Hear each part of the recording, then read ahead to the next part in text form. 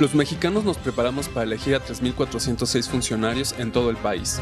No obstante, la contienda más significativa será la presidencial.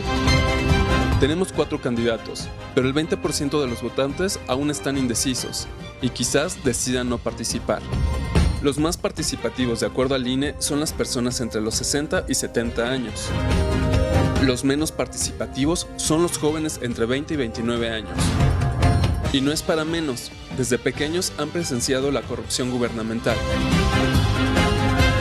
Dicen que no hay mejor forma de conocer a alguien que mientras se comparte una cerveza. En Contenido 3.0 les preguntamos a seguidores y no seguidores con quién les gustaría tomar una cerveza y por qué. Si pudieras tomarte una cerveza, ¿a quién elegirías?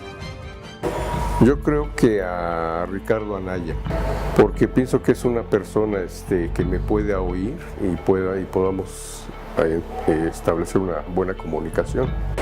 A Anaya, porque me interesaría bastante pues el hecho de saber cómo piensa y si en dado caso de que legalice pues las drogas, que en este caso lo que se exige normalmente es la marihuana, que el uso farmacéutico que le dé al cannabinodiol sea realmente para un uso farmacéutico y no sea como para fines, no sé, como lúdicos para ese candidato que pueda sacar más provecho del que pues no debe de ese tipo de cosas, ¿no? Que pueden usarse para una industria farmacéutica. Seguramente al Bronco, porque se ve que es el más fiestero, pero si pudiera tomarme un café con AMLO, podría preguntarle varias cosas. ¿Qué opina de los spots de desprestigio? ¿Qué opina sobre la amnistía? Porque creo que es algo que no se ha manejado con las palabras adecuadas. ¿Y qué opciones tiene para la educación? Que creo que es una de las cosas más importantes para el país ahora mismo. Yo creo que a López Obrador. ¿Por qué? Porque se me hace chistosas sus cosas que dice luego. Yo creo que a José Antonio Meade, porque me da mucha curiosidad saber qué se siente haber sido un funcionario público y haber estado en el gobierno desde hace muchos años sin pertenecer explícitamente a un partido, pero ¿cuál fue el cambio o qué se siente ahora ser representante a un cargo político pues tan importante como el ser un presidente, pero ahora con la bandera de un solo partido? ¿Por qué ese partido y no cualquier otro? Lo que buscan los electores y los nuevos votantes es congruencia entre el discurso y el accionar, así como los resultados que ha tenido. Propuestas para la lucha contra la corrupción, la violencia y el crecimiento económico son las que más interesan y gustan de personajes exitosos profesionalmente. Tú ya conoces a los candidatos, pero te damos un dato más que quizás pueda ayudarte a definir tu voto. ¿Quién es quién? Curiosidades de Ricardo Anaya. Es bueno para las matemáticas y la física. Se tituló de la licenciatura con una tesis, hoy libro, dedicado al graffiti. Carlos Monsiváis escribió el prólogo. Curiosidades de Andrés Manuel López Obrador. Le gusta escribir, es protestante y guadalupano. Curiosidades de José Antonio Meade. Se ha definido como nerd, pues ayudaba a sus compañeros a estudiar. Además, es fan de Harry Potter. Curiosidades de Jaime Rodríguez Calderón, el Bronco. Le gusta mucho el béisbol, y cuando en la infancia jugaba en la liga rural lo hacía con botas, porque no tenían para un uniforme. Su equipo favorito son los Sultanes de Monterrey. ¿Cuáles son sus propuestas y qué tan realizables son? Para acabar con la corrupción, propone cárcel y muerte civil a corruptos, reformar el artículo 108 y el artículo 102 en la Constitución para que el presidente pueda ser juzgado y existe una Fiscalía General y Anticorrupción independiente del presidente. Para impulsar la economía, promete subir el salario mínimo a 100 pesos, impulsar el empleo, facilitar la apertura de empresas a través de un ombudsman, impulsar la iniciativa privada, homologar IVA y precio de gasolina en la zona fronteriza. Para elevar el nivel educativo ofrece estímulos para el docente, monitorear el aprendizaje de los alumnos y fomentar las matemáticas y las tecnologías. Además se compromete a duplicar el tamaño de la policía, revisar la legalización de la marihuana con fines recreativos e impulsar la energía renovable e incentivar a pymes que las implementen. ¿Qué tan realizables son sus propuestas?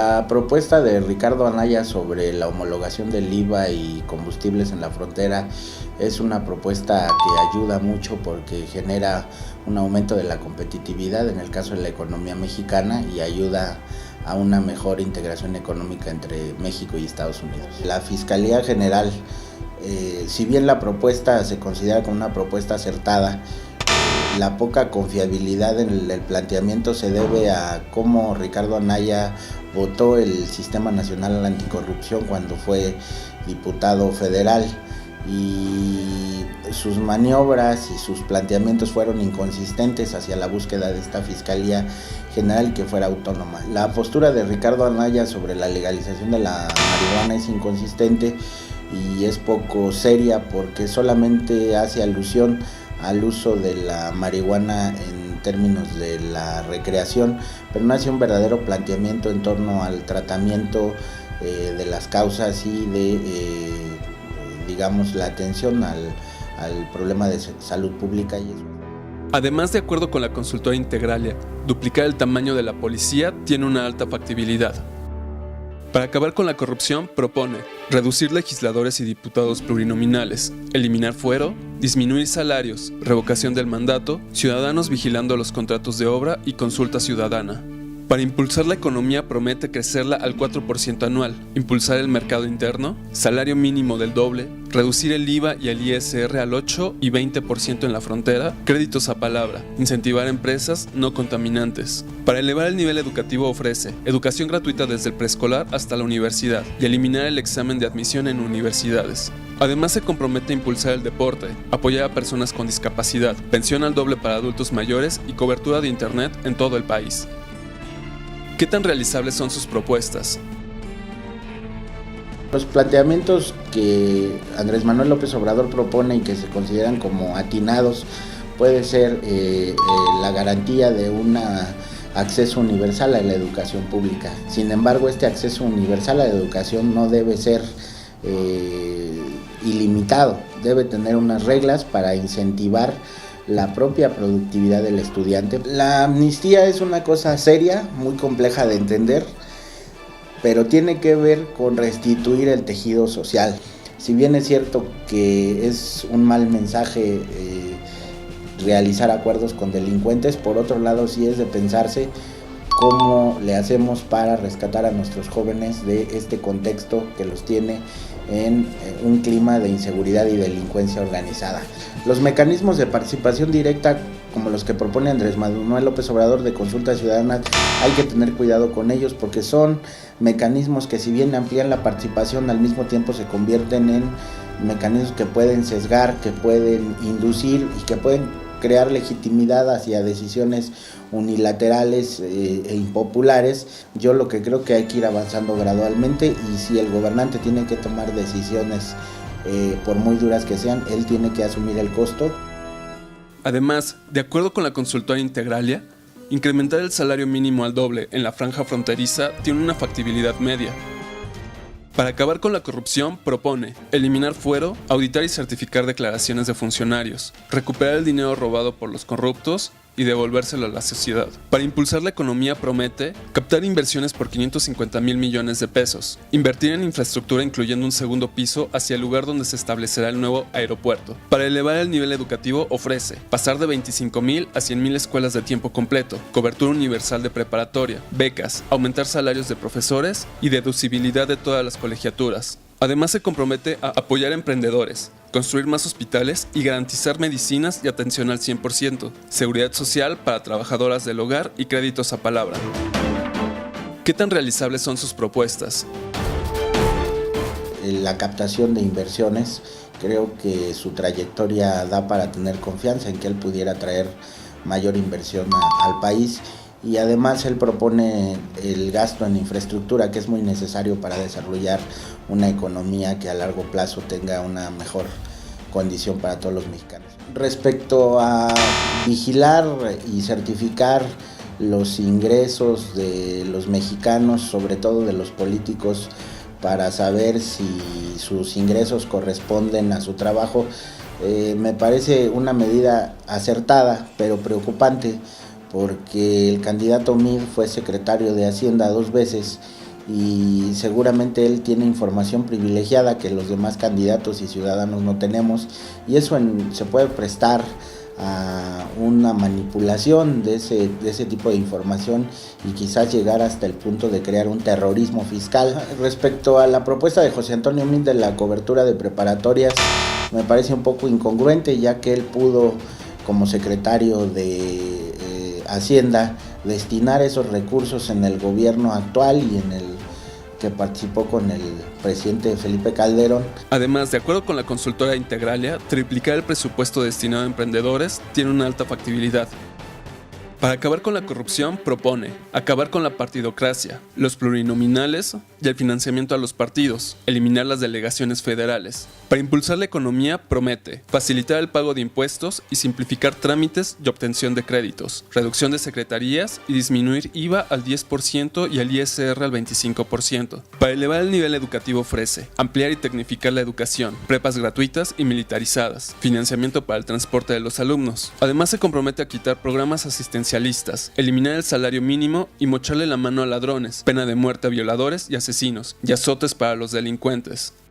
¿Qué tan realizables son sus propuestas?